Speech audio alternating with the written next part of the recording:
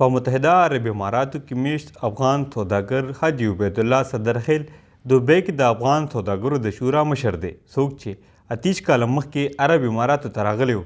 وی او ویډیو سره خبرو کې وویل چې اول یې دلته نه افغانستان ته د سامان لیږلو کاروبار پیل کړ، خو اوس یو شمېر دندې لري. زه د ما تقریبا 28 کاله کېږي چې په یوې کې ژوند کوم، او په هغه وخت کې چې زه یوې ته راغلم د اوس او د هغه وخت ډېر فرق دی، اسمان او ځمکه فرق ده.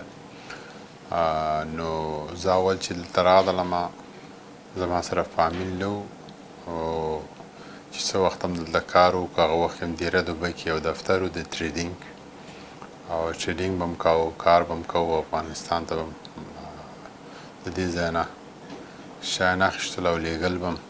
عبید الله صدرخیل زیاتوي چې عرب اماراتو کې میشتو افغان تاجرانو یو داسې تنظیم ته اړتیا لرله چې دا سوداګر را یوځای کړي او نړیوالو سره ورله اړیکې جوړې کړي. نو د افغان بزنس کونسل په نامه یو تنظیم جوړ کړو.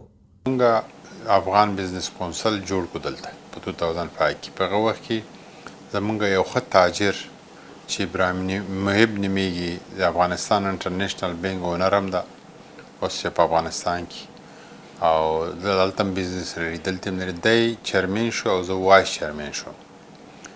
نو بیا په دې سره موږ ډېر ښه لینک جوړ کړو د افغاني تاجرانو او د نورو ملکونو د نورو نړۍ سره. بیا موږ ګډ کانفرانسونه وکړو. د افغان سوداګرو د مشر په وینا عرب اماراتو کې داسې تاجران ژوند کوي چې د افغانستان اقتصاد پرې روان دی، او غټ کاروبار کوونکي 80% تاجران دلته آباد دي.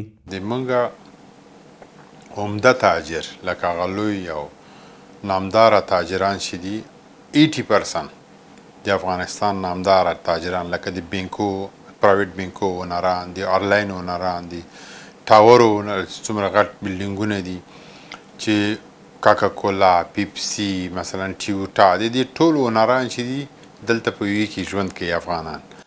دا افغان تاجر وایي چې د افغانستان او عرب اماراتو ترمنځ تجارت په هوایي لور کارګو جهازونو کې کیږي، او د نوي حکومت راتلو سره دغه عمل ځنډېدلی و. حاجي عبید الله چې د افغان سوداګرو ستونزو لرې کولو دپاره د ډېرې مودې داسې هلې ځلې کوي، نو نوې تاجرانو ته لارښودنه هم کوي. عرفان بهادر، وی او ویډیو، یو